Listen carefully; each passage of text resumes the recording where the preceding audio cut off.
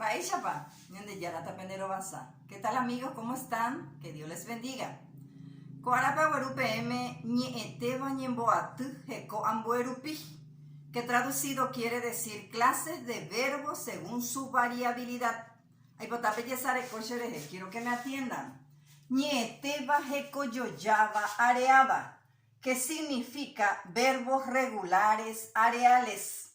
Concepto. Oñemos un sun pete inchapa, ñeeteba naiñambueiva y ñeepupe. Oñemos un zumbo, ha iñeeku avare shaukahape avei.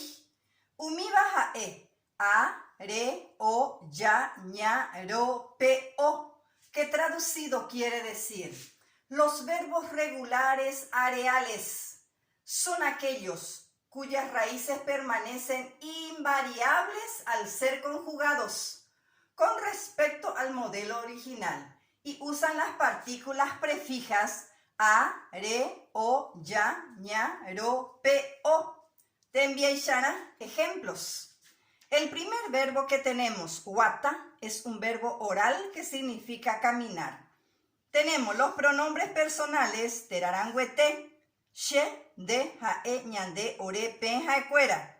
Las partículas de número y persona, pa, pu, ja, abaite, ñe, kumbo, bewa, partícula prefija, a, re, o, ya, ro, pe, o.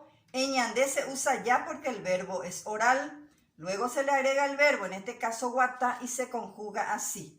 She aguata, dere guata, jae o guata, ñande ya guata, orero guata, pepe guata, jaecuera guata, que traducido quiere decir, yo camino, tú caminas, él camina, nosotros caminamos, ustedes caminan, ellos caminan. Nos vamos en el segundo verbo. Maña es un verbo nasal que significa mirar. Nuevamente los pronombres personales, terarangüete, las partículas prefijas de número y persona. En ñande se usa ña porque el verbo es nasal.